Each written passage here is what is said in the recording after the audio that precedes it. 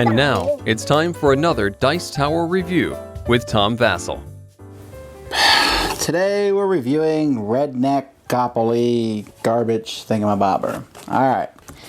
Now I did not want to review this, and I told the company that I would probably dislike it immensely, but they were insistent on me reviewing it anyway. So we give it a whirl. And a whirl we shall. Let's take a look at this piece of trash. I'm sorry. I do not wish to give my opinion ahead of time. Let's look at this wonderful, or possibly wonderful game.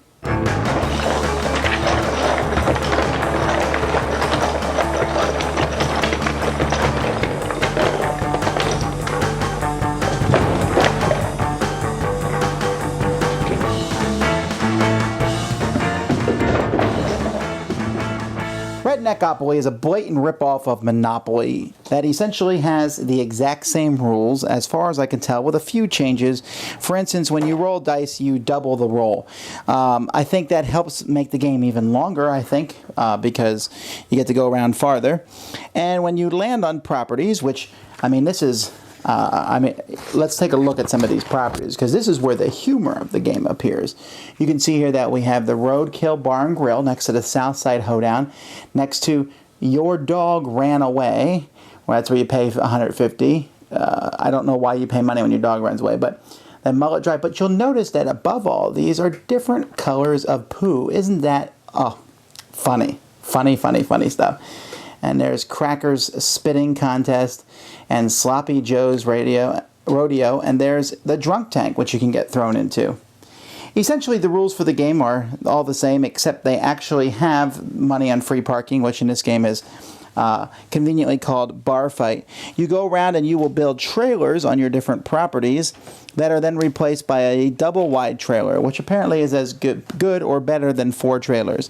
When you land on these, you are buying stolen property, and you are using this paper money to do so. And every once in a while, you will land on a spot that causes you to draw from the Gamble or the Redneck Stash. Now, incidentally, the Redneck Stash cards are blue, and the non-red next cards are red. But you can see here that these look to be very nicely done on someone's home printer. So you go until one person runs out of money. As you go around the board, you get $200 every time you pass Let's Bowl. And you will land on properties and buy them. And when someone else lands on those properties, you can charge them money. And you can charge more money if you get these trailers or double wild trailers on them. And so that's basically the game.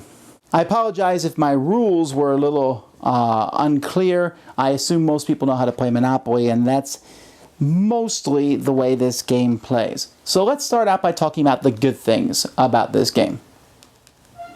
Okay, now let's take a look at the bad things. The rules are horribly written, although they do constantly call me playa, so that, I assume will help me get the humor of the game, but they're very poorly written. There's even spelling mistakes in them. Maybe that's supposed to be thematic. So let's think and assume here that we're taking a look at a game. As a game itself, Monopoly has its detractors and likers. People tend to like Monopoly or not. This game takes Monopoly and adds the worst rule ever, which is land on free parking, get money. And some of you might be thinking, that's not a bad rule. Well, that's the way we always played it. In fact, that's one of the rules. It's not a rule of Monopoly, actually. It's a rule that people have added because it's fun to kind of gamble, get that money, but in reality, it hurts the game because it prolongs it forever and ever. Amen. Then it has you rolling doubles when you move. So really, you're going to be moving around the board at an accelerated pace. The rules for getting out of the Drunk Tank are really odd. You can pay $500. I don't know anyone who would ever do that to get out immediately.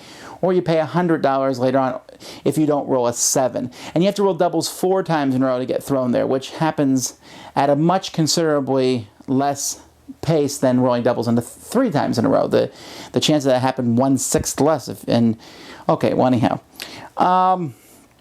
The quality of the game is total garbage. This is ridiculous. They couldn't even put something on the back of the cards, which, paper money. I seriously think they went on the internet and found some clip art and stuck it on here.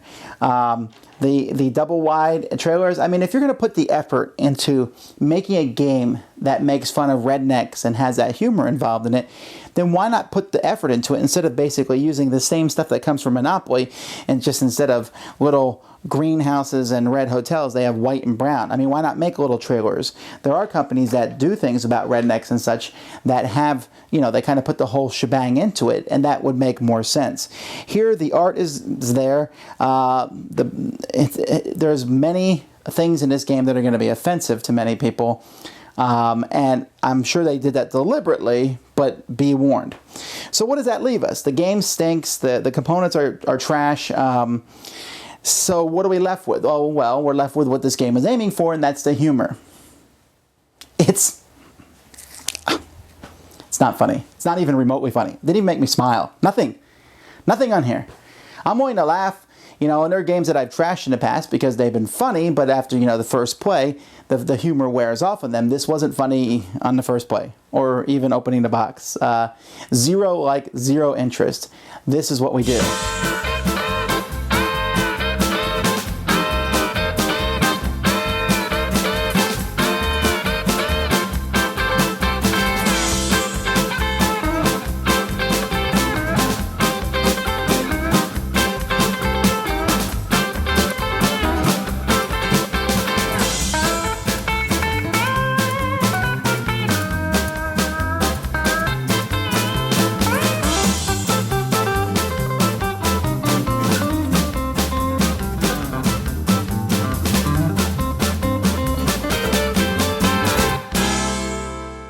Thanks so much for watching the Dice Tower videos. Find more great videos and reviews, as well as our top-rated audio podcast at Dicetower.com. You can also find the latest board game news at Dicetowernews.com. I'm Eric Summerer, and you've been watching The Dice Tower. The Dice Tower is sponsored by Fun Again Games, the world's best game source. Fun Again Games has over 5,000 games available.